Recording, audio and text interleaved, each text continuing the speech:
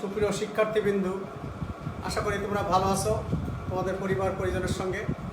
আজকে আমি তোমাদের পড়াবো তৃতীয় অধ্যায়, উদ্ভিদ বিজ্ঞানের তৃতীয় অধ্যায়, কোষ রসায়ন, তার ভিতরে কার্বোহাইড্রেট, এইগুলো পড়াবো। তারপরে আরেকদিন আরেকটা পড়াবো। তোমাদের একটা কথা বলি, তোমরা হয়তো মনে করছো যে এটা আমরা ছোট দেখতে পাচ্ছি না। আমি হুবহু তোমাদের বইয়ের পাতায় আমি দেখাচ্ছি। অর্থাৎ তোমরা যখন এটা দেখবা তখন তোমাদের বইটা সাথে নিয়ে দেখবা, পাশাপাশি এই রেকর্ডটা তোমরা শুনবা। আমার ফেসবুক আইডি সাতক্ষীরা সরকারি কলেজ ফেসবুক আইডি সবগুলি আছে, তোমরা দেখবা। আমার ফেসবুকে, আমার হোয়াটসঅ্যাপে, আমার মেসেঞ্জারে তোমাদের প্রশ্ন থাকলে করবা, অথবা আমার ফোনে সরাসরি প্রশ্ন করবা। আমি সকল প্রশ্নের জবাব দেবো ইনশাআল্লাহ। তা আজকে আমরা পড়াই কার্বোহাইড্রেট। কোষ রসায়নের কার্বোহাইড্রেটের ভেতরে অনেক শব্দ আছে। Carbohydrate, amino acid, protein, sucrose, enzyme, সবগুলো পড়াবো আজকে আমরা কার্বোহাইড্রেট। এই কার্বোহাইড্রেট একটা জিনিস তোমরা মনে রাখো, আমরা বেঁচে থাকছি কিভাবে। সকালবেলা তোমাকে যদি আমি প্রশ্ন করি তুমি কি খেয়ে এসেছো, তা কেউ বললে স্যার রুই মাছ ঝোল দিয়ে ভাত খেয়ে এসেছি। রুই মাছ প্রোটিন, ঝোল করেছে তেল দিয়ে, তাহলে প্রোটিন, লিপিড, এবং ভাত খেয়েছো কার্বোহাইড্রেট। কার্বোহাইড্রেট না হলে শক্তি হবে না। আর বিশেষ করে আজকের যে পরিস্থিতি, এই মহামারীর সময় তোমার দেহে কিন্তু বডি রেজিস্ট্যান্স খুব প্রয়োজন, তোমাদের খাওয়া খুব প্রয়োজন। বিশেষ করে দুধ, ডিম এবং প্রতিনিয়তই ফ্রুটস, আর সাথে সাথে তোমাদের কার্বোহাইড্রেট খেয়ে শক্তি অর্জন করতে হবে, তাই নাহলে কিন্তু তোমাদেরকে ওই ভাইরাস ধরবে। যাই হোক, আমরা কার্বোহাইড্রেট পড়াই। তাহলে জিততে কার্বোহাইড্রেট, প্রোটিন, লিপিডের স্টাডি বিন্যাস জানতে পারবো। এই সবগুলো আমরা পড়তেছি না, আমরা সরাসরি কার্বোহাইড্রেটে চলে যাই। তার আগে একটা কথা বলি, এসেনশিয়াল এলিমেন্টস আছে 17টা, কেউ বলে 18টা, যে এনকে, ক্যাপি, ফর, এমজি, সবস তোমরা জানো। জীবদেহে খুবই প্রয়োজন এগুলো। দেহের ভেতরে শতকরা 60 থেকে 90% থাকে পানি, বাকি অংশ কঠিন বস্তু থাকে। আর তাছাড়া 17টা মৌলের ভেতর থেকে আমাদের দেহের খুব প্রয়োজন। সেই মৌলের ভেতর থেকে আমরা আজকে কার্বোহাইড্রেট পাবো। সেজন্য আমাদের প্রয়োজন চিনিমতন ডিম, দুধ, ডাল, শাকসবজি, ফলমূল ইত্যাদি প্রচুর পরিমাণে খাওয়া, এতে আমরা প্রচুর লবণ পাবো। কার্বোহাইড্রেট, কার্বন, হাইড্রোজেন আর অক্সিজেন, এই তিনটা জিনিস থাকে এখানে। কার্বনের পরিমাণ 1:, হাইড্রোজেন 2:1, অক্সিজেন 1:2:1 অনুপাতে থাকে। অর্থাৎ কার্বোহাইড্রেট হলো সাধারণত কার্বন, হাইড্রোজেন ও অক্সিজেনের সমন্বয়ে গঠিত যৌগকে কার্বোহাইড্রেট বলে, যেখানে কার্বন, হাইড্রোজেন এবং অক্সিজেনের অনুপাত থেকে 1:2:1। যেমন গ্লুকোজ, তোমরা কি গ্লুকোজ খাও? স্টার্টার ব্রেনকে কনসেন্ট্রেশন আনতে গেলে গ্লুকোজ খেতে, বাজারে ডেক্সট্রোজ ডি পাওয়া যায়। মাঝে মাঝে ছাত্রছাত্রী তোমরা তোমাদের পড়াশোনার ফাঁকে ফাঁকে গ্লুকোজগুলি খেতে হয়, এটা তোমরা খাবে কিন্তু। তাহলে আমরা আরেকটু ভালো করে বলি, এখানে যে সকল অ্যালডিহাইড বা কিটোন জাতীয় যৌগের, জৈব যৌগের ভেতরে অ্যালডিহাইড গ্রুপ আর কিটোন গ্রুপ থাকে, একটু পরেই বলবো।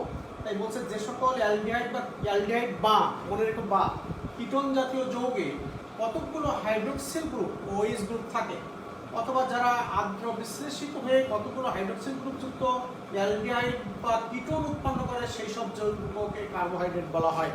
খুব সংখ্যাটাই দিয়ে যাবে। কার্বোহাইড্রেট কি সিকিউর পয়ে আনবে, তাহলে কি থাকবে? অ্যালডিহাইড গ্রুপ অথবা কিটোন গ্রুপ থাকবে এবং হাইড্রোক্সিল গ্রুপ থাকবে। হাইড্রেটস অফ কার্বন থেকে কার্বোহাইড্রেট নামকরণ হয়েছে। রক্ততলায় কার্বন থেকে জলায়ন, অর্থাৎ এক অণু পানির সাথে এক অণু কার্বন, এই অনুপাতে গঠিত হয়ে বিভিন্ন প্রকার যৌগ গঠন করে। আমরা এখানে থাকবো না। আর চিনির সংকেত কি তোমরা জানো? C6, C12H22O11, এটা কিন্তু চিনির সংকেত, এটা মনে রেখো।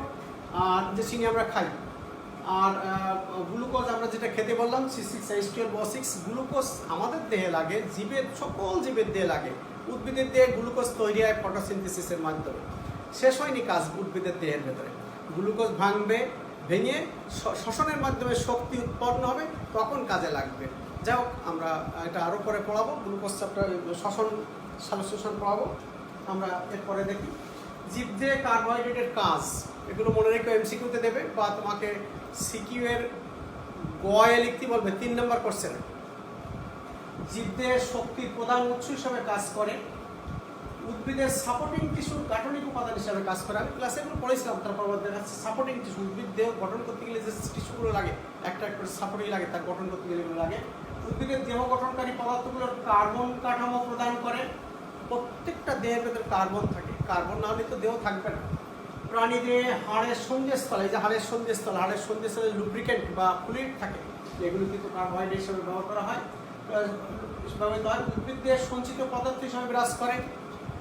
গোলালু কার্বোহাইড্রেট সঞ্চয় করে বড় হয়েছে। সুপ্রি আলু ওই যে গাছের উপরে হয়। কচু, ওল কার্বোহাইড্রেট সঞ্চয় করে বড় হয়েছে। ক্যালভিন চক্র, ক্রেবস চক্রের মতো এই চক্রগুলো আমি যখন পড়াবো ওই ফটোসিনথেসিস এবং শ্বসন তখন বলবো। বিভিন্ন প্রকার কোএনজাইমের গাঠনিক কোএনজাইম, এগুলো কোএনজাইম। নিচের কোনটি কোএনজাইম, এনজাইম পড়াবো তখন আরও বলবো। এই যে কোএনজাইম, এটিপি, এনএডিপি, এফএডি ইত্যাদি ফ্যাটি অ্যাসিড ও অ্যামিনো অ্যাসিডের বিপাকে সাহায্য করে। কার্বোহাইড্রেটের কাজ করলাম। আমরা এবার কার্বোহাইড্রেটের শ্রেণীবিন্যাস করি। আমরা কার্বোহাইড্রেটের স্বাদের পরে টেস্ট খাওয়ার পর টেস্টের পর ভিত্তি করে দুই ভাগে ভাগ করে, একটা সুগার, একটা নন সুগার। সুগার আমরা বাজারে যে চিনি খাই, এরা মিষ্টি দানাদার, চিনি দানাদার না, পানিতে দ্রবণীয়। চিনি পানিতে দ্রবণীয় না নিশ্চয়ই, যেমন গ্লুকোজ, ফ্রুক্টোজ, সুক্রোজ। নিচের কোনটি দানাদার কার্বোহাইড্রেট, এরকম প্রশ্ন দেবে। নিচের কোনটি সুগার বা দানাদার কার্বোহাইড্রেট প্রশ্ন দেবে কিন্তু জ্ঞানগুলো। নন সুগার, এরা মিষ্টি নয়। ভাত কি মিষ্টি? অদানাদার, পানিতে অদ্রবণীয়। ভাত কি সহজে দ্রবণীয়? যেমন স্টার্চ, সেলুলোজ, গ্লাইকোজেন। স্টার্চ ওই যে সুপ্রি আলু, আলু কন্দের সৃষ্টি করে, পড়াবো একটু পরে। এরা কি পানি অদানা, এরা কি দ্রবণীয়? দ্রবণীয় না। যাও, এই কার্বোহাইড্রেটকে স্বাদের পরে ভিত্তি করে ভাগ করলাম এবং তার উদাহরণ শিখলাম। গঠন অনুর ভিত্তিতে কার্বোহাইড্রেটকে 4 শ্রেণীতে ভাগ করা হয়। একটা আছে মনোস্যাকারাইড, একটা মোনো মানে 1, ডাই মানে 2, অলিগোস্যাকারাইড মানে মেলা, পলি মানে আরও বেশি, monosaccharide, disaccharide, oligosaccharide, polysaccharide. Monosaccharide আমার কাছে অনেকেই বলছে স্যার আমরা দেখতে পাচ্ছি না। আমি স্মার্ট টিভিতে দেখাচ্ছি, তোমরা তোমাদের বইটা নিয়ে পড়বা, কারণ বইয়ের পাতা হুবহু এগুলো, আমি বই ছাড়া পড়াই না। যে কার্বোহাইড্রেট, মনোস্যাকারাইড কাকে বলে? যে কার্বোহাইড্রেটকে হাইড্রোলাইসিস করলে মানে পানিতে গুললে আর কোনো সরল কার্বোহাইড্রেট পাওয়া যাবে না, যতই গুলি না কেন সব একই কার্বোহাইড্রেট হবে, সেগুলোই মনোস্যাকারাইড। মনোস্যাকারাইড অন্যান্য জটিল কার্বোহাইড্রেটের গাঠনিক ইউনিট হিসাবে কাজ করে। যে ডাইস্যাকারাইড, অলিগোস্যাকারাইড, পলিস্যাকারাইড, এগুলো তৈরি করতে গেলে অনেকগুলো মনোস্যাকারাইড লাগে। তাহলে একে গুললে ওই একটি জিনিসই পাওয়া যাবে। এর সাধারণ সংখ্যা CnH2nOn, অর্থাৎ C2H কত হবে? তাহলে C12H4 এরকম হবে। মনোস্যাকারাইডে মনে রাখতে হবে দুটো জিনিস, একটা হচ্ছে অ্যালডিহাইড গ্রুপ আর একটা হচ্ছে কিটোন গ্রুপ। এই যে aldehyde group CHO bond CHO, বা ketone group bond CO bond, এগুলো বোঝো তো? সি কটা ভ্যালেন্সি? 4টে, 1 2, H টা 2 আর অক্সিজেনের দুটো 4টে। এখানে দেখো সির একটা, অক্সিজেনের দুটো একটা, 4টে ভ্যালেন্সি মিলাই দিয়েছে। এবং এখানে একাধিক OH গ্রুপ থাকে। মনোস্যাকারাইডে কার্বনের সংখ্যা থাকবে কিন্তু 3 থেকে 10টি।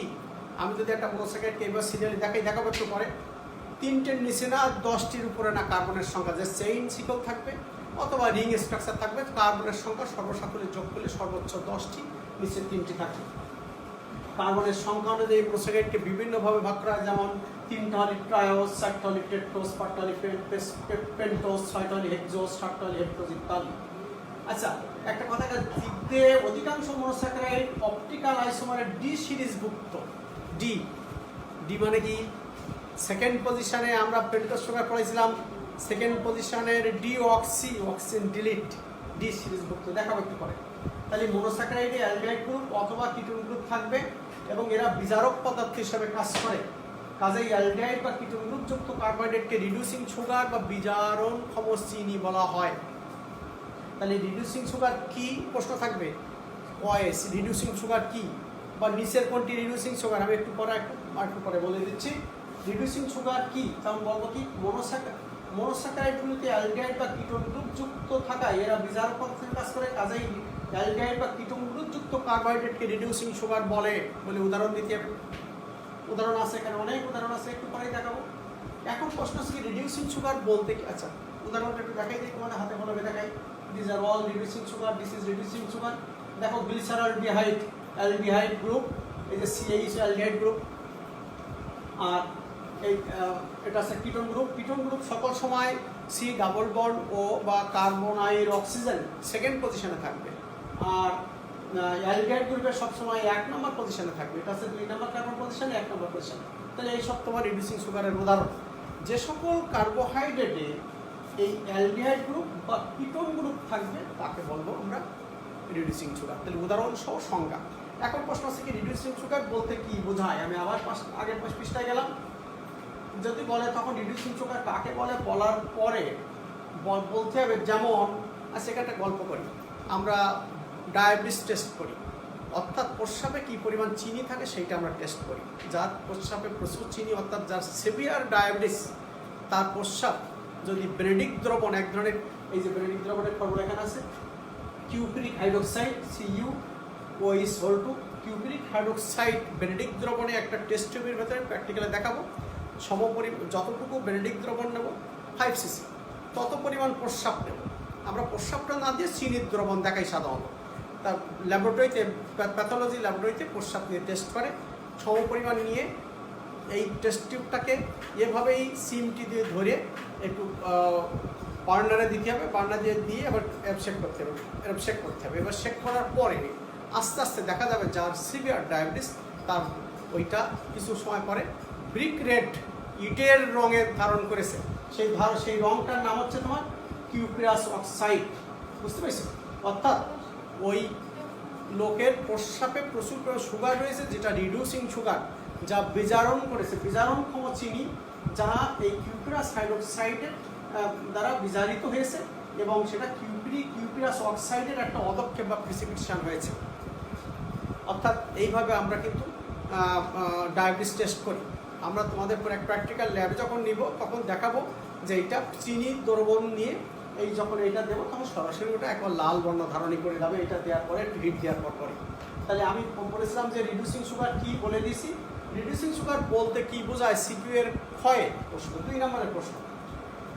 যা এই বলার পরে বলতে, যেমন বেনেডিক দ্রবণের উক্ত সুগারের অ্যালডিহাইড গ্রুপ বা কিটোন গ্রুপের সাথে বিক্রিয়া করে, সুগার মানে যে সুগার আমি নিয়েছি বা প্রস্রাব, বিক্রিয়া করে কিউপিরাস অক্সাইড পরিণত হয়, যা লাল বর্ণের অদক্ষ হিসেবে জমা হয়। রিডিউসিং সুগার পরীক্ষা করতে এই পদক্ষেপ নেওয়া হয়, এবং এইটা হচ্ছে রিডিউসিং সুগার বলতে কি বোঝায় বলে উত্তর দিতে হবে। আর একবার বলবার একটু পরে। আচ্ছা, তারপরে এবার আসি আমরা, তাহলে রিডিউসিং সুগার কি বললাম। এরপরে আসি আমরা এই মনোস্যাকারাইড বিভিন্ন, যেমন ট্রায়োস, টেট্রোস, পেন্টোস, হেক্সোস বললাম। ট্রায়োস 3 কার্বন বিশিষ্ট, তার ফর্মুলা কিন্তু C3। দেখো 1 2 3 3টা কার্বন, 3 কার্বন বিশিষ্ট মনোস্যাকারাইডকে ট্রায়োস বলে। গ্লিসারলডাইড এবং ডাইহাইড্রোক্সিঅ্যাসিটোন, এই দুটো হলো ট্রায়োস। দিস ইজ গ্লিসারলডাইড একটা উদাহরণ, ডাইহাইড্রোক্সিঅ্যাসিটোন একটা উদাহরণ। এটা কিটোজ গ্রুপ, এটা অ্যালডোজ গ্রুপ, একটু আগেই বলেছি। This are all reducing sugar. তাহলে এরা বিজারণক্ষম চিনি, এদেরকে বলা হয় টেট্রোস। এর উদাহরণ আছে যেমন টেট্রোস, ইরাইথ্রোস হচ্ছে টেট্রোস, 4 কার্বন বিশিষ্ট মনোস্যাকারাইড। তারপর পেন্টোস 5 কার্বন বিশিষ্ট, যেমন জাইলোস, রাইবোস, ডিঅক্সিরাইবোস, রাইবুলোস ইত্যাদি। পেন্টোস 5 কার্বন বিশিষ্ট মনোস্যাকারাইড। এখানে তোমরা একটা কাজ করবা, যেটা আমি একটু আগে বলেছিলাম, যে কোনটা একটা খাতায় লিখবা, খাতায় লিখে রেখে দেবা। নিচের কোনটি কিটোজ সুগার, নিচের কোনটি অ্যালডোজ সুগার, অর্থাৎ কিটোজ কোনটা অ্যালডোজ কোনটা এটা তোমরা আলাদা করবা এখান থেকে বের করে। দিস আর অল, এই দেখো এখানে এটা আছে অ্যালডোজ সুগার, এটা আছে কিটোজ সুগার, তাই তো? এইভাবে তোমরা করবা। তারপর এই ইরাইথ্রোস একটি টেট্রোস, উদ্ভিদ অধিকাংশ ইরাইথ্রোস ফসফেট বিকাশ করে, ক্যালভিন চক্রের কাজে লাগবে দেখাবো আমি। রাইবোস, ডিঅক্সিরাইবোস ইত্যাদি হলো পেন্টোস সুগার, এটাও তোমার মনোস্যাকারাইড। তারপরে রাইবোস, এই দেখো এটি একটি অতি গুরুত্বপূর্ণ 5 কার্বন বিশিষ্ট পেন্টোস সুগার। এবার রাইবোস, পেন্টোস এগুলো বর্ণনা দিচ্ছে, দেখো এখান থেকে চিনতে পারবো এটা কি, এই CH না, এটা অ্যালডোজ সুগার। তাহলে রাইবোস একটা অ্যালডোজ সুগার। ডিঅক্সিরাইবোস এটা কি সুগার? ডিঅক্সিরাইবোস একটি অতি গুরুত্বপূর্ণ পেন্টোস সুগার। এখানে CH গ্রুপ থাকে, তাহলে অ্যালডোজ সুগার। এই গ্রুপগুলো দেখে তুমি অ্যালডোজ এবং কিটোস এটা আলাদা আলাদা করবা। তাহলে এটা একটা অ্যালডোজ সুগার, রাইবোস। এবং একটা জিনিস তোমাদের ডি রাইবোস, দেখো ডি সেকেন্ড পজিশনে, OH এর ও থাকবে না, তাই তো? 2D রাইবোস, দেখো দুটো থাকবে না, 2D ডিঅক্সিরাইবোস। তাহলে ডাইবোস, ডিঅক্সিরাইবোস এগুলো আমরা শিখতেছি। ডিঅক্সিরাইবোস এটা এখানে আছে, শিখতে পারবা। আমরা ডিঅক্সিরাইবোস সুগার এগুলো দিয়ে আমরা কী করছি, ডিএনএ নিউক্লিক অ্যাসিডে থাকে, ডিএনএ ডাবল হেলিক্সের বর্ণনা করেছি, এটিজিসিতে থাকে সেটা বলেছি, নিউক্লিওটাইড নিউক্লিওসাইড। তাহলে রাইবোস ডিঅক্সিরাইবোসের পার্থক্য একটু শিখে নেই। এটি আরএনএর অপারেট যে রাইবোস সে তো শিখেছি। 5 কার্বন বিশিষ্ট সুগারে ডিঅক্সিরাইবোস থাকবে না, যখন সেটা ডিএনএ আরএনএ গঠন করবে, রাইবোস সুগার ডিঅক্সিরাইবোস দিয়ে ডিএনএ গঠন করবে, এগুলো পড়বা।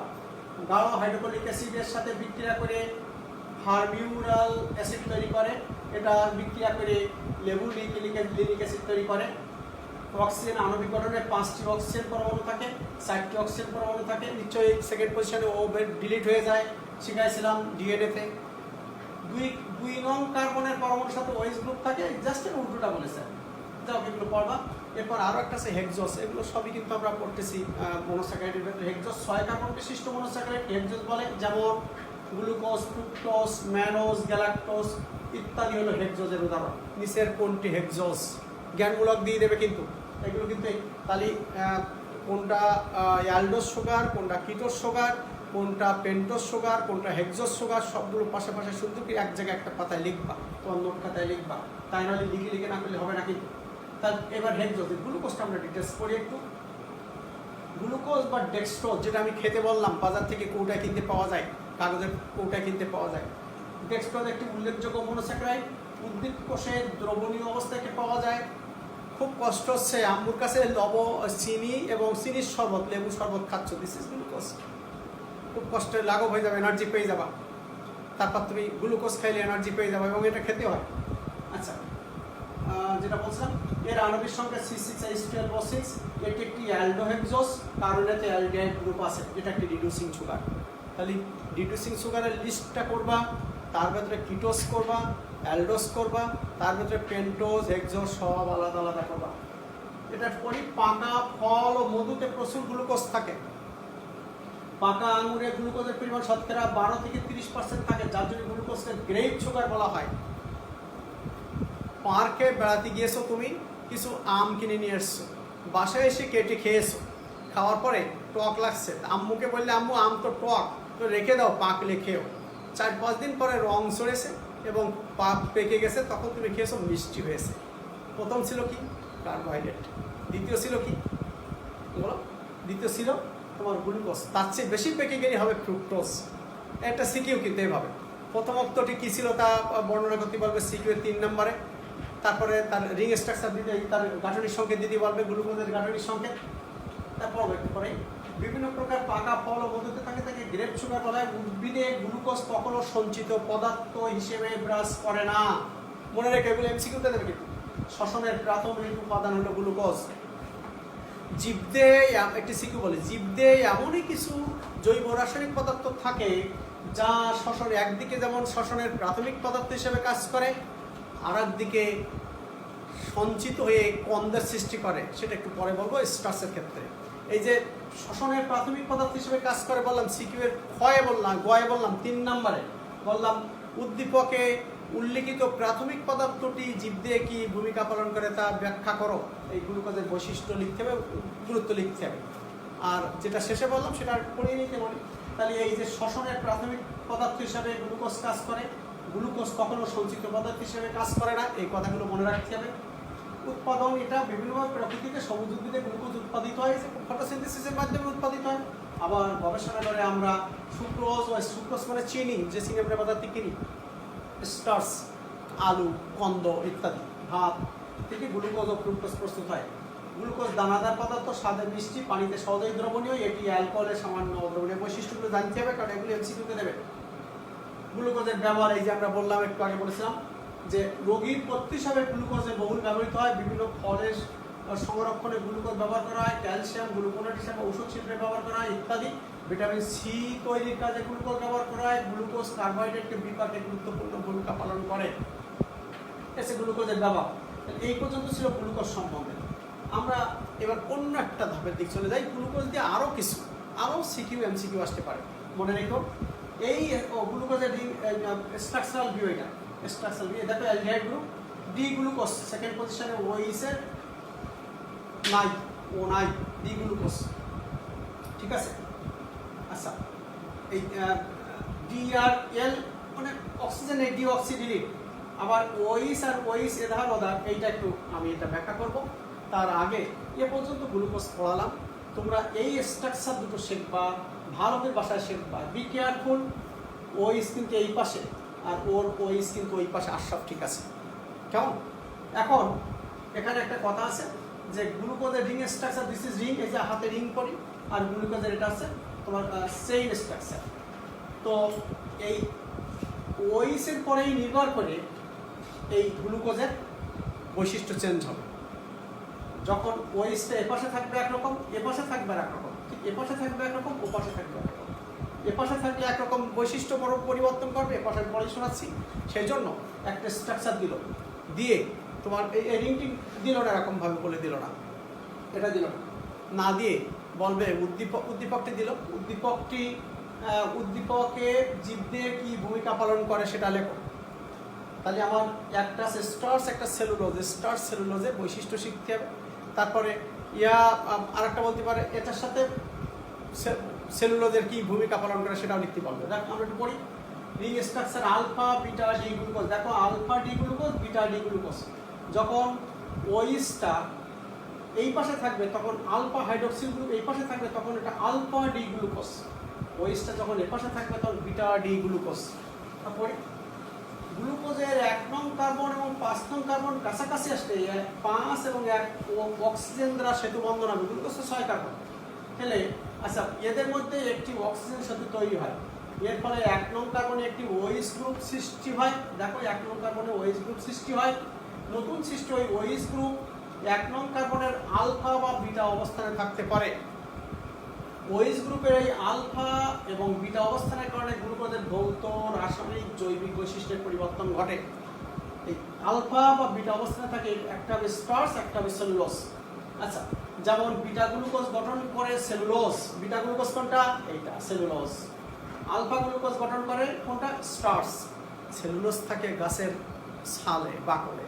স্টার্চ থাকে খাদ্য সঞ্চয়কারী, স্টার্চ কন্দ সৃষ্টি হয়, গোলালু, সুপ্রি আলু, কচু, কন্দের সৃষ্টি হয়। তাহলে দুটোই বৈশিষ্ট্য আলাদা, আমি স্টার্চ সেলুলোজ পড়ানোর আরও বলবো, সেখান থেকে এখানে আসবে। তাহলে এটা হচ্ছে স্টার্চ, এটা হলো সেলুলোজ। অর্থাৎ বিটা হাইড্রোক্সিল গ্রুপ যেটা বলা হয় সেটাকে সেলুলোজ, আর এটা থাকবে স্টার্চ। তাহলে কোষের সেলুলোজ কোষের গাঠনিক বস্তু, আর স্টার্চ কোষের খাদ্য সঞ্চয় থাকে, ওই যে গোলালু, সুপ্রি আলু ইত্যাদি।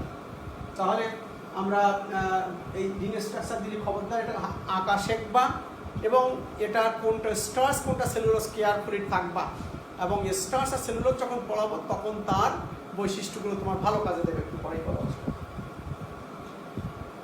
ডি আর এল গ্লুকোজ, সেটাও দেখালাম যে ডি কোন পাশে, এল কোন পাশে, এটা দেখছে না।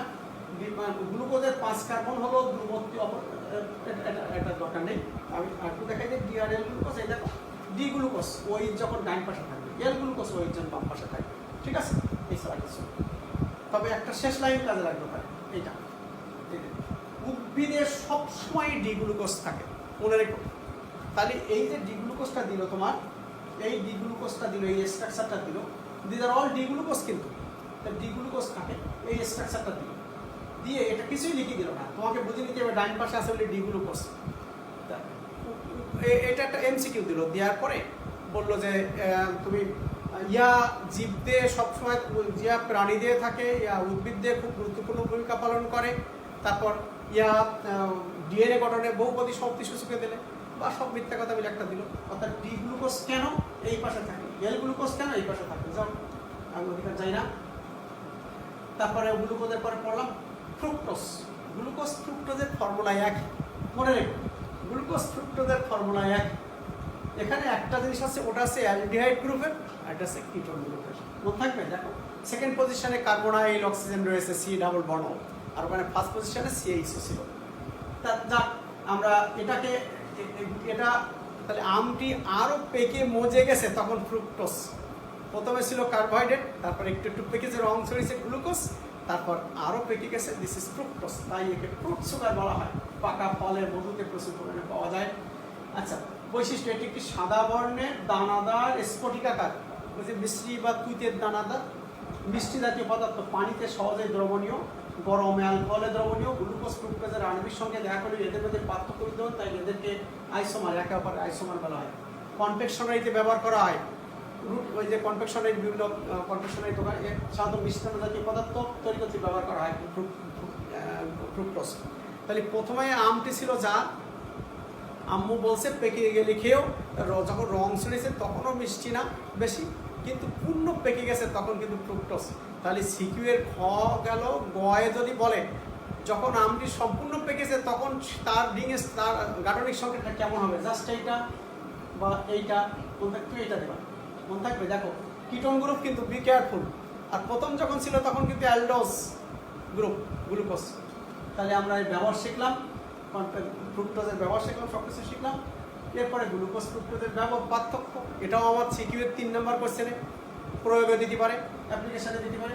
এটি একটি অ্যালডোজ সুগার, এই যে এটি একটি কিটোজ সুগার, একে গ্রেপ সুগার বা আঙুরের শর্করা, একে ফ্রুট সুগার বলা হয়। সালোকসংশ্লেষণ সম্পর্কে এটা তৈরি হয়, সালোকসংশ্লেষণ প্রক্রিয়া সরাসরি ফ্রুক্টোজ উৎপন্ন হয় সরাসরি।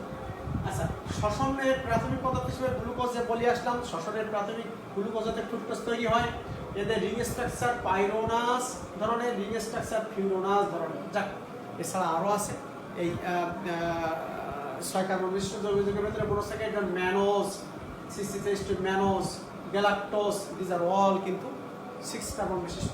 গ্লুকোজ, ফ্রুক্টোজ, ম্যানোজ, গ্যালাক্টোজ হলো গাঠনিক আইসোমার, একে অপরের মতো দেখতে। এদের সকলের ফর্মুলা এরকমই, কিন্তু এদের অ্যাটমিক বিন্যাস ভিন্ন। আপেক্ষিক মিষ্টটা সুক্রোজ, সুক্রোজ কিন্তু আবার রিডিউসিং সুগার না, এবং এই সুক্রোজটা তোমার চিনি। গ্লুকোজের কত আপেক্ষিক একটা মিষ্টতা আছে তোমাদের দেখতে পাবো। হেপ্টোজ, 7 কার্বন বিশিষ্ট সিডিওহেপ্টিলোজ 7 ফসফেট, যে 7 কার্বন বিশিষ্ট যৌগ হেপ্টোজ, সিডিওহেপ্টিলোজ 7 ফসফেট এটা। তাহলে আমরা মনোস্যাকারাইড পড়লাম, এবার পড়ি ডাইস্যাকারাইড। ডাই মানে দুটি মনোস্যাকারাইড, ওরকম দুটো গ্লুকোজ বা একটা ফ্রুক্টোজ একটা গ্লুকোজ বা একটা অ্যালডোজ, দুটো গ্লুকোজ, দুটি মনোস্যাকারাইড একত্রে যুক্ত হয়ে যে কার্বোহাইড্রেট গঠন করে তখন তাকে ডাইস্যাকারাইড বলে। মনে রেখো, যখন একাধিক কার্বোহাইড্রেট একত্রে মিলিত হবে তখন কিন্তু তার রিডিউসিং ক্ষমতা থাকবে না, সেটা রিডিউসিং সুগার না। তাই আমি বলেছি যে রিডিউসিং সুগার কোনগুলো তার লিস্ট করতে, বই থেকে লিস্ট করতে, বইয়ের বাইরে না। আচ্ছা, সুক্রোজ, সেলোবায়োস, ম্যালটোজ, ল্যাকটোজ এগুলো হলো উল্লেখযোগ্য disaccharide. This are all not reducing sugar, কারণ এখানে একাধিক মিশে গেছে। যেমন ডাইস্যাকারাইডের সাধারণ উদাহরণ হচ্ছে C12H22O11, যেটা চিনি, সুক্রোজ আমরা যেটা খেয়ে থাকি, সাধারণ ফর্মুলা। সুক্রোজ থেকে গ্লুকোজ তৈরি হয়, ফ্রুক্টোজ তৈরি হয়, ম্যালটোজ থেকে গ্লুকোজ, ল্যাকটোজ থেকে গ্লুকোজ, গ্যালাক্টোজ ইত্যাদি তৈরি হয়। 2 অণু মনোস্যাকারাইডের মধ্যে এটা তোমার দেখতে হবে না। এখানে একটা আছে গ্লাইকোসাইডিক বন্ধনী, কি এটা কিন্তু সিকিউ এর কোয়া। দুটো গ্লুকোজের ভেতরে যখন কার্বনের সঙ্গে কার্বনের যোগ হবে, এই যোগকে গ্লাইকোসাইডিক বন্ধনী বলা হয়। এখানে বলেছে দেখো, 2 অণু মনোস্যাকারাইডের মধ্যে ঘনীভবন বিক্রিয়ার ফলে দুটো OH মূলক থেকে, নিশ্চয়ই কার্বনের প্রত্যেক জায়গায় OH মূলক আছে, 1 নম্বর কার্বন 4 নম্বর কার্বন সব জায়গায় OH মূলক আছে। সেই OH মূলক থেকে OH আর একটা OH আমি দেখাবো একটু পরে। তাহলে দুটো OH হলে কি হয়, দুটো O হাইড্রোজেন না, তাহলে ওখান থেকে পানি বের করে দাও, তাহলে কি হয়, H2O, দুটো হাইড্রোজেন এবং একটা অক্সিজেন বের করে দিলাম, তার থাকলো একটা অক্সিজেন। সেই একটা অক্সিজেন দিয়ে দুটো মনোস্যাকারাইডকে যুক্ত করেছে গ্লাইকোসাইডিক বন্ধনী। দেখাচ্ছি, ঠিক আছে, দেখা যাবে। এই দেখো, এখানে H, এপাশে OH ছিল, এখানে CH2H, এখানে OH ছিল। তাহলে এর OH এর OH নিলাম আর এর OH এর H নিলাম, তাহলে OH আর H মানে H2O, পানি বিলীন উড়ে গেছে, সরে গেছে, শুধু অক্সিজেন দিয়ে এই একটা সেতু বন্ধনী করেছে। দিস ইজ গ্লাইকোসাইডিক বন্ধনী। আমি গ্লাইকোসাইডের সংজ্ঞাটা দিয়ে আসি। 2 অণু মনোস্যাকারাইডের মধ্যে ঘনীভবন বিক্রিয়ার ফলে দুটো OH মূলক থেকে 1 অণু পানি অপসারিত হলে, ওই যে H2O অপসারিত হলো, ডাইস্যাকারাইড উৎপন্ন হয়। দুটো মিলে যোগ হয়ে ডাইস্যাকারাইড উৎপন্ন। ডাইস্যাকারাইড অণুতে উভয় মনোস্যাকারাইডের COC দেখলাম নতুন বন্ধন সৃষ্টি করে। এই সৃষ্ট বন্ধনকে গ্লাইকোসাইডিক বন্ধন বলা হয়। যেমন আমরা এবার পড়লাম উদাহরণ সুক্রোজ, এই যে সুক্রোজ তৈরি হয়েছে, যেটা আমরা চিনি খাই, এই দিস ইজ গ্লুকোজ, এটা 6 কার্বন মিশ্র সুগার, এটা 5 কার্বন মিশ্র সুগার, 1 2 3 4 5 কার্বন মিশ্র সুগার। দেখো এই এখানে একটা ওই যেটা দেখালাম একটু আগে, এই যে গ্লাইকোসাইড বন্ধনী। উদ্ভিদের প্রধান ডাইস্যাকারাইড হলো সুক্রোজ। এক অণু গ্লুকোজ ও এক অণু ফ্রুক্টোজের সাথে সংযুক্ত গঠন করে এক অণু সুক্রোজ। এতে এক অণু পানি সৃষ্টি হয়ে বেরিয়ে যায়। চিনি হলো একটি সাধারণ সুক্রোজ। ইক্ষু মানে আখ, বিট, ওই যে লাল বিট, বিট থেকে চিনি পাওয়া যায়। গ্লুকোজ এবং ফ্রুক্টোজ উভয়ই রিডিউসিং সুগার। এটা এবং এটা আলাদা আলাদাভাবে রিডিউসিং সুগার, কিন্তু দুটো যদি মিশ্রিত হবে তখন কিন্তু নন রিডিউসিং সুগার। কিন্তু সুক্রোজ রিডিউসিং সুগার নয়। সুক্রোজ তৈরির সময় দুটি মনোস্যাকারাইড অ্যালডিহাইড বা কিটো গ্রুপের অস্তিত্ব, অর্থাৎ অ্যালডিহাইড গ্রুপ বা কিটোন গ্রুপের অস্তিত্ব বিলীন হয়ে যায়। আর বিলীন হয়ে যায় বলেই এর বিজারণ ক্ষমতা থাকে না, তাই বিজারণ ক্ষমতাহীন চিনি বলা হয়। যাও আমরা এখানে ফলে কার্বোহাইড্রেট সুক্রোজ হিসাবে বিভিন্ন অঙ্গে প্রবাহিত হয়। পাতায় প্রস্তুতকৃত কার্বোহাইড্রেট, পাতায় তো ফটোসিনথেসিসের মাধ্যমে কার্বোহাইড্রেট প্রস্তুত হয়, সেইটা বিভিন্ন অঙ্গে এই সুক্রোজ হিসাবে প্রবাহিত হয়, যার জন্যই গাছ তরতাজা থাকে। আমি চিনি খেলে যেমন শক্তি পাবো, গাছেরও তো চিনি উৎপাদিত হয়ে সে শক্তি পেয়ে থাকে এবং গাছ ফল দেয়, ফুল দেয়, বড় হয় ইত্যাদি। আচ্ছা, সুক্রোজ বৈশিষ্ট্য পর্ব, এটা পর্ব না। সুক্রোজ দানা, সাদা দানাদার মিষ্টি স্বাদযুক্ত কঠিন পদার্থ। কেন আমরা বাজার থেকে কিনি না চিনি, তাই স্বাদে গ্লুকোজ থেকে দ্বিগুণ মিষ্টি। ওই যে 100% দেখালাম। পানিতে দ্রবণীয়, কিন্তু বিশুদ্ধ অ্যালকোহল ইথার অদ্রবণীয়। এটা আমরা সুক্রোজকে আদ্র বিশ্লেষণ করলে, মানে পানি দিয়ে বিশ্লেষণ করলে গ্লুকোজ প্লাস ফ্রুক্টোজ পাওয়া যায়। এই বিক্রিয়াটা করে দিত। যাও আমরা ওই রিয়াকশন শিখলাম। তারপরে এই দেখো একটা চেইন তৈরি করেছে গ্লাইকোজেন অণু, দেখা গেল ডাইস্যাকারাইডের সুক্রোজ পড়লাম। সুক্রোজ উৎপাদন প্রণালী,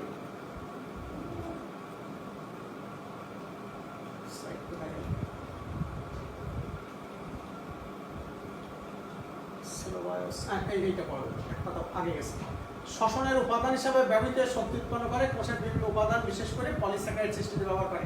বিভিন্ন মিষ্টান্ন তৈরিতে ব্যবহার করে, চিনি ব্যবহার করা হয় না, কনফেকশনারিতে ব্যবহার করে, এগুলো পড়তে হবে। তারপর সেলোবায়োস, এখানে একটা কথা আসছে, দুটি গ্লুকোজ তাদের B14, এমন কি বিটা 14, দেখো এই বিটা 1 পজিশন আর 4 পজিশন, দুটি একই রকম গ্লুকোজ তার বিটা 14 যখন যুক্ত হবে, আগে ছিল তলার দিকে এমন, এখন কিন্তু এমন না, এখন উপরের দিকে এমন। এই দেখো এখানে এইচ, এখানে ওইচ ছিল, এটা বি হবে না, ওইচ ছিল, এটা কিন্তু বি হবে না, এটা কিছু না, এখানে ওইচ ছিল, ওইচের ও, সেই ওটাই, আর এইচ থাকলো। আর এখানের এইচ ওইচ ছিল, ওইচ বললাম, তাহলে H2O পানিটা বেরিয়ে গেল, এখন এটা এর মতো হয়ে গেল, অর্থাৎ সেলোবায়োস তৈরি হয়ে গেল, এবং এইভাবে চেইন সৃষ্টি হবে। কাজেই সেলোবায়োস একটি ডাইস্যাকারাইড, সাধারণত সেলুলোজ বা লিগনিনের আংশিক ভাঙ্গনের ফলে সেলোবায়োস তৈরি হয়। একটা গাছের ডাল ভাঙলে, পাতা ছাল কেটে ফেললে ছুরি দিয়ে, পাতা ছিঁড়ে ফেললে, তখন ওখানে সেলোবায়োস তৈরি হয়ে যাবে। দুটি সদৃশ্য গ্লুকোজ অণু যুক্ত হয়ে এক অণু সেলোবায়োস গঠন করে, দেখে একই রকম দুটি গ্লুকোজ অণু যুক্ত হয়ে সেলোবায়োস গঠন করো। এর আণবিক সংখ্যা C12H22O11। সেলোবায়োস একটি বিজারণক্ষম চিনি, রিডিউসিং সুগার। সেলোবায়োস দুটো একই রকম, তাই কারণ দুটো একই রকম বলে তাতে হয় অ্যালডিহাইড গ্রুপ না কিটোন গ্রুপ রয়েছে। কোষ প্রাচীরের একটি গাঠনিক উপাদান হিসাবে সেলোবায়োস গুরুত্বপূর্ণ ভূমিকা পালন করে। এটা মনে রাখতে হবে, কোষ প্রাচীরের গাঠনিক, তোমরা লাল কালিতে দাগ দিয়ে রাখবা, ওটা কিন্তু MCQতে দেবে। বা সেলোবায়োসের সঙ্গে গ্লুকোজের মিক্সার করে, ওটা হচ্ছে শ্বসনের প্রাথমিক উপাদান, এটা কোষ প্রাচীরের গাঠনিক উপাদান হিসাবে বলবে। দেখো কোষ প্রাচীরের গাঠনিক উপাদান হিসেবে কাজ করে, এটা হচ্ছে মেইন কাজ, মনে রেখো। এবং এই স্ট্রাকচারটা কিন্তু তোমাকে শিখতে হবে, সেলোবায়োসের রিং স্ট্রাকচার দিতে বলবে।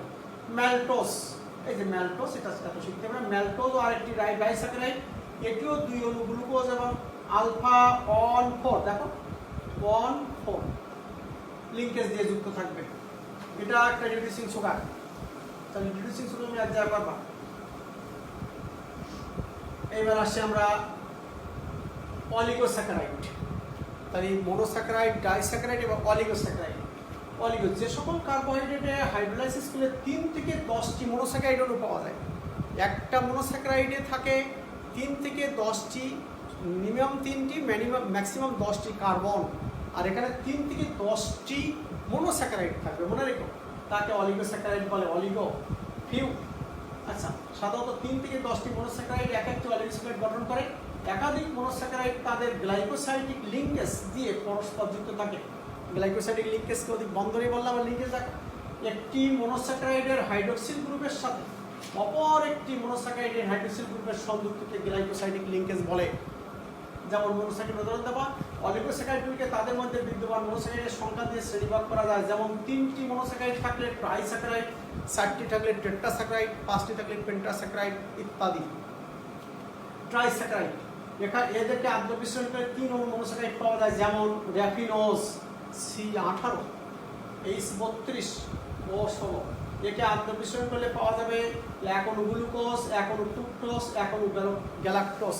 এই glucose, fructose, galactose this are all monosaccharide. তারপর পলিস্যাকারাইড, পলি মানে অনেকগুলো মনোস্যাকারাইড একত্রে পলিমার গঠন করে, তাকে পলিস্যাকারাইড বলে। অর্থাৎ আরো ভালো সংজ্ঞা, যে কার্বোহাইড্রেটকে আদ্র বিশ্লেষণ করে, আদ্র মানে কিন্তু পানি দিয়ে বিশ্লেষণ করে, এটা আদ্র মানে পানি, বারবার মনে রেখে বহুবার বলছি এবং বলবো। যে কার্বোহাইড্রেটকে আদ্র বিশ্লেষণ করলে অনেকগুলো 10-এর অধিক মনোস্যাকারাইড পাওয়া যায়, এখানে ছিল 3 থেকে 10টি, এটা 10-এর অধিক মনোস্যাকারাইড পাওয়া যায়, তাকে পলিস্যাকারাইড বলে। এরা উচ্চ আণবিক ওজন বিশিষ্ট জৈব রাসায়নিক পদার্থ। যেমন দেখো উদাহরণ কত, স্টার্চ, সেলুলোজ, গ্লাইকোজেন ইত্যাদি হলো গুরুত্বপূর্ণ পলিস্যাকারাইড। পলিস্যাকারাইড গাঠনিক পলিস্যাকারাইড, সঞ্চয়ী গাঠনিক পলিস্যাকারাইড মানে জীবদের গঠন কাঠামো তৈরি করার জন্য যেটা লাগে।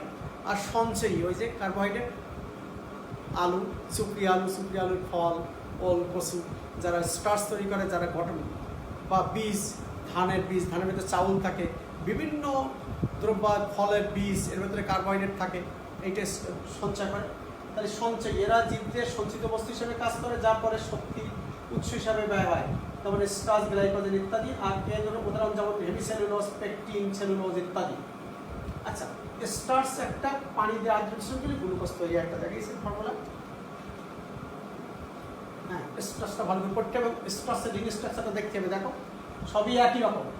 কেমন কথা হলো কি, এখান থেকে পানি চলে গেছে, OH পানির সাথে ওরা বন্ধন, এটা মনে রেখো সব একদিকে কিন্তু।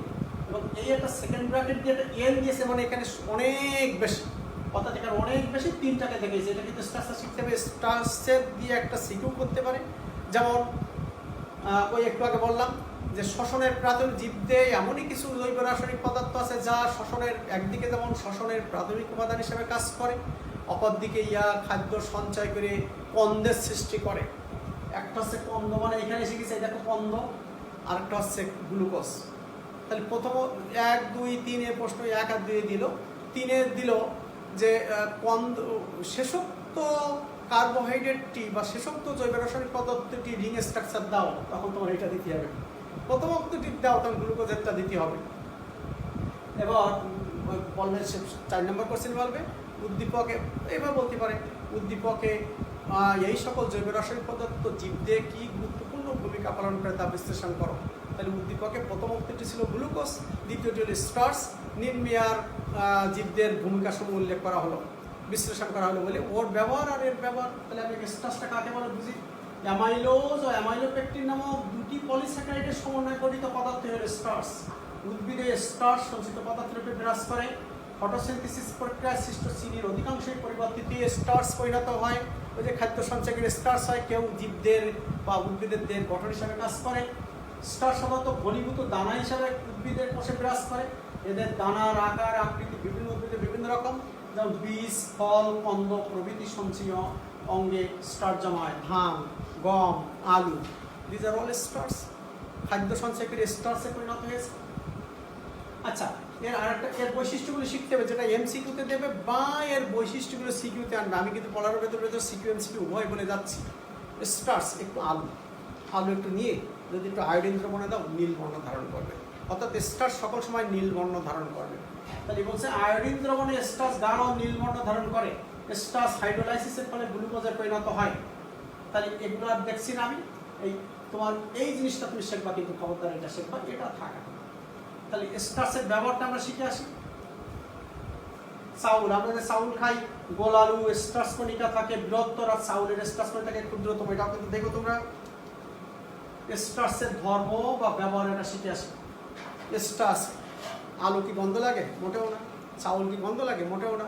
কোনো বীজ কি গন্ধ লাগে? মোটেও না। তারপর স্টার্চ গন্ধহীন, বর্ণহীন, স্বাদহীন, এক প্রকার সাদা, নরম, অদানাদার, পাউডার জাতীয় জৈব রাসায়নিক পদার্থ। সাধারণ তাপমাত্রায় স্টার্চ পানি, ইথার, অ্যালকোহলে অদ্রবণীয়, দ্রবীত হবে না। আয়োডিন দ্রবণে নীল বর্ণ ধারণ করে। যেই আয়োডিনে দাও, একটু ভাতে একটু আয়োডিন দাও না, দেখবে নীল বর্ণ ধারণ করে। ওই যে ক্লোরিন, ফ্লোরিন, ব্রোমিন, আয়োডিন, এই বেনজিন। আচ্ছা, উচ্চ তাপমাত্রায় স্টার্চ ভেঙে ডেক্সট্রিন ও ম্যালটোজ হয়ে গ্লুকোজে পরিণত হয়। ফেলিং দ্রবণে স্টার্চ কর্তৃক বিতাড়িত হয় না। উদ্ভিদে স্টার্চ পদার্থ সঞ্চিত পদার্থ হিসেবে বিরাজ করে। তাহলে আয়োডিন দ্রবণে স্টার্চ দিলে নীল বর্ণ ধারণ করে, প্র্যাকটিক্যাল আছে, এটা দেখাবো। তাহলে আমরা এই পর্যন্ত পারলাম। তাহলে আমি যদি স্টার্চ দিয়ে একটা প্রশ্ন, এগুলো এমসিকিউতে দেবে। স্টার্চের ফর্মুলা তোমার অত বড় ফর্মুলা তোমার পরীক্ষার কোশ্চেনে নাও দিতে পারে। জীবদে এমনই কিছু জৈব রাসায়নিক পদার্থ আছে যা বর্ণহীন, গন্ধহীন, স্বাদহীন। কেমন? এসিকে বললাম বর্ণহীন, গন্ধহীন, স্বাদহীন, এবং তা আয়োডিন দ্রবণে নীল বর্ণ ধারণ করে। এই বলার পরে এবার বললো ক ক্ষয় দুটো প্রশ্ন দিল। রিডিউসিং সুগার বলতে কি বুঝো? ক্ষয়ের প্রশ্ন। কয় বললো কার্বোহাইড্রেট কি। গয় বললো উদ্দীপকে উল্লিখিত বস্তুটির গাঠনিক চিত্র দাও। তারপর বললো ইহা জীবদে কি ভূমিকা পালন করে তা বিশ্লেষণ করে। এইগুলো আমার লেখব। সহজ বুদ্ধি। স্টার্চ পদার্থ খাদ্য হিসাবে গৃহীত হয়। অনেক শিল্প প্রতিষ্ঠানে স্টার্চ ব্যবহার করা হয়। স্টার্চ গ্লুকোজে পরিণত জীবদের শক্তি এবং কার্বন অণু সরবরাহ করে। আটা প্রস্তুত করতে স্টার্চ ব্যবহার করে, চাউল থেকে আটা। তাহলে স্টার্চের ব্যবহার বললাম। সেলুলোজ, এই যে সেলুলোজ, একটা কথা মনে রেখো, স্টার্চ ছিল এইটা এক পাশে, সেলুলোজ কিন্তু এভাবে যাবে, আবার এভাবে যাবে, এইভাবে যাবে, এইভাবে যাবে, দুই দিক দিয়ে যাবে, এবং সেখানেও এন আছে। ওই একই রকম জিনিস পড়ি। সেলুলোজ উদ্ভিদের, সেলুলোজ কিন্তু কোথায় থাকে? উদ্ভিদের কোষ প্রাচীরে থাকে। উদ্ভিদ দেহের কোষ প্রাচীর গঠন করতে লাগে। এবং আরেকটা মজার জিনিস একটু পরে আছে, এখানে বলবো। সেলুলোজ উদ্ভিদের একটি প্রধান গাঠনিক পদার্থ। উদ্ভিদের কোষ প্রাচীর সেলুলোজ দিয়ে গঠিত। অসংখ্য বিটা ডি গ্লুকোজ অণু পরস্পর ওয়ান পজিশন আর ফার্স্ট পজিশন, তাহলে বিটা 1 ফর কার্বন বন্ধনে আবদ্ধ হয়ে সেলুলোজ তৈরি করে। উদ্ভিদের অবকাঠামো নির্মাণে সেলুলোজ গুরুত্বপূর্ণ ভূমিকা পালন করে। উদ্ভিদে যেহেতু কোনো কঙ্কাল নেই, সেহেতু উদ্ভিদের ভার বহনের জন্য সেলুলোজ খুবই প্রয়োজন। সেলুলোজ নাহলে গাছ শক্ত হবে না। যাও আমরা আর একটু পড়ি। সেলুলোজ দেখো, এখানে পড়বো যেটা বলছিলাম। আমাদের দেহের ভেতরে এই এখানে যে লালা গ্রন্থি আছে মুখের ভেতরে, এই লালা গ্রন্থির ভেতরে সেলুলেজ এনজাইম থাকে না, যার জন্য আমরা গাছের পাতা বা কোনো কিছু খেতে পারি না, হজম হবে না। সরি, কিন্তু গরু বা গবাদি পশুর ওইটা থাকে, যার জন্য তারা গাছের পাতা খেয়ে হজম করতে পারে। তাই বলছেন এখানে আছে। মানুষের পরিপাক নালীর বিভিন্ন অংশে, যেমন মুখ, গহ্বর, পাকস্থলী অন্ত্রে সেলুলেজ এনজাইম না থাকায় সেলুলোজ পদার্থ হজম হয় না। তবে সেলুলোজ গরু ছাগলের পুষ্টি হিসাবে কাজ করতে পারে। বস্ত্র এবং আসবাবপত্র শিল্পে উপাদান হিসাবে সেলুলোজ ব্যবহার করা হয়, ওই যে কাপড়ের রং করা, অন্যান্য কিছু। আর তাই মানব সভ্যতায় এর দাম অপরিসীম। পৃথিবীতে সবচেয়ে বেশি পরিমাণ বিরাজ করছে সেলুলোজ। সেলুলোজ স্বাদহীন, বন্ধহীনের বৈশিষ্ট্য পর্ব। স্বাদহীন, বর্ণহীন, গন্ধহীন, কঠিন জৈব রাসায়নিক পদার্থ। এটি পানিতে অদ্রবণীয়, অবিজারক, আণবিক পদ 2 লক্ষ করতে হবে। এইগুলো পড়বা। এই তাহলে সেলুলোজের স্ট্রাকচারটাতে আঁকা শিখবা, যেমন শিখলে তুমি স্টার্চের ব্যবহার শিখবা, সংজ্ঞাটা শিখবা। সেলুলোজের কাজ ওই একই কথা আবার বলবে। সেলুলোজ দিয়ে তন্তু তৈরি করা হয়। তন্তু, ওই যে রেওয়ান শিল্পে ব্যবহার করা হয়, কাপড় বোনার জন্য সুতো তৈরি করা হয়। ওই তুলা, কার্পাস তুলার যে তুলা দিয়ে সুতো, দিস ইজ সেলুলোজ। আচ্ছা, বস্ত্র শিল্পের প্রধান কাঁচামাল। এটি নাইট্রেট বিস্ফোরক হিসাবে ব্যবহৃত হয়। এটি অ্যাসিটেট ফটোগ্রাফিক ফিল্মে ব্যবহার করা হয়। এখন আর ফটোগ্রাফিক ফিল্ম নাই, ওই এক্সরে ফিল্মে আছে। ফিল্টার পেপার, আমরা ফিল্টার পেপার ল্যাবরেটরি ব্যবহার করি। Tissue paper, photographic film, packaging এবং দ্রব্য প্যাকেজিং মানে কার্টুন, এসবগুলো সেলুলোজ ব্যবহার করা হয়। নির্মাণ সামগ্রী এবং আসবাবপত্র তৈরিতে সেলুলোজ প্রধান উপাদান হিসেবে যান্ত্রিক সাহায্য প্রদান করে। কাঠঠেকো কীট পতঙ্গের পুষ্টিনালীতে ব্যবহারকারী এক ধরনের পরজীবী সেলুলোজ নামক উৎসেচক থাকে। আচ্ছা, এক্সট্রা সেলুলোজের পার্থক্য সহ শিখবা। এই কারণে শিখবা সেলুলোজের কাজ, ব্যবহার, এগুলো কিন্তু তোমার সিকিউয়ের গ বা ঘয়ে আনবে। আবার এমসিকিউতে 1 2 3 মিলে রোমান 1 2 3 দেবে বা একটার সাথে একটা কম্পেয়ার করে দিয়ে দেবে। এবার সব গ্লাইকোজেন, এই গ্লাইকোজেন পুষ্টিতে এটা সংজ্ঞা পড়বা, আর কিছু না, দরকার নেই। গ্লাইকোজেন আর গ্লাইকোজেনের ব্যবহার এখানে আছে। গ্লাইকোজেনের ধর্ম, পানিতে সহজেই দ্রবণীয় হয় না, এটি সাদা পাউডার জাতীয় পদার্থ এবং আয়োডিন দ্রবণে লালচে বেগুনি, বি কেয়ারফুল।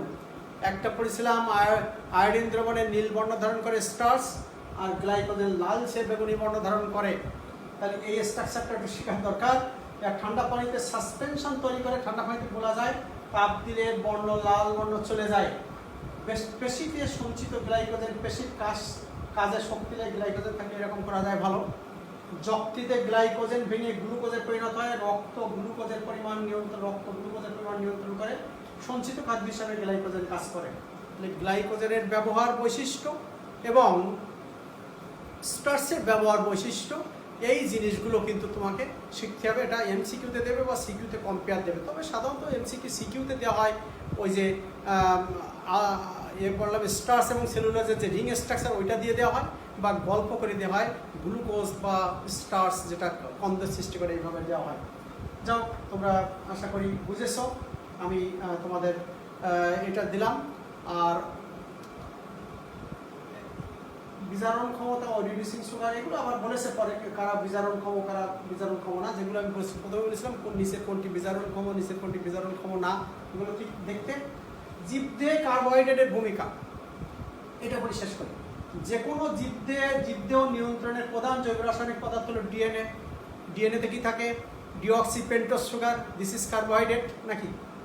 কোষ বিভাজন থেকে শুরু করে সব ক্ষেত্রেই নিয়ন্ত্রণ করে ডিএনএ। ডিএনএ গঠনের একটি উপাদান ডিঅক্সি রাইবোজ সুগার, যা কার্বোহাইড্রেট। ডিএনএ থেকে বার্তা নিয়ে এসে কোথায় যায়? আরএনএ নিয়ে যায়। আরএনএ সাইটোপ্লাজমে আসে, সে আমরা পড়িয়ে আসছি। অর্থাৎ দেখো, আরএনএ এর গঠন উপাদান হলো রাইবোজ নামক কার্বোহাইড্রেট, ওখানে ডিএনএতে ডিঅক্সি রাইবোজ নামক কার্বোহাইড্রেট। শ্বসন প্রক্রিয়ার প্রাথমিক বস্তু হিসাবে গ্লুকোজ তৈরি হয়, একটি কার্বোহাইড্রেট।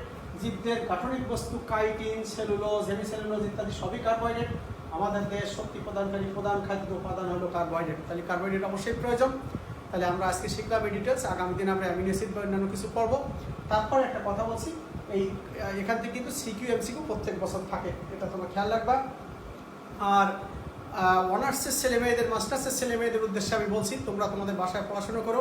মাননীয় ভাইস চ্যান্সেলর স্যার এটা বলেছেন, তোমাদের কিন্তু এই আল্লাহ তাআলা আমাদের এই মহা দুর্যোগ থেকে রক্ষার পরপরই আমরা কিন্তু সময় মতো পরীক্ষা নেব, তোমরা বাসায় পড়বা।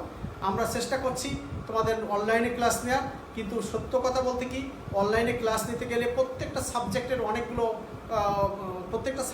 অনেকগুলো বিষয় রয়েছে, যেগুলোকে আমাদের ক্লাস নিতে, এবং সেটা একসাথে ক্লাস নিয়ে পারা খুবই কঠিন ব্যাপার। সেজন্য বলছি তোমরা বাসায় কিন্তু সবসময় পড়বা। তোমরা ভালো থাকো, এবং আজকে শেষ করলাম। সকলকে ধন্যবাদ।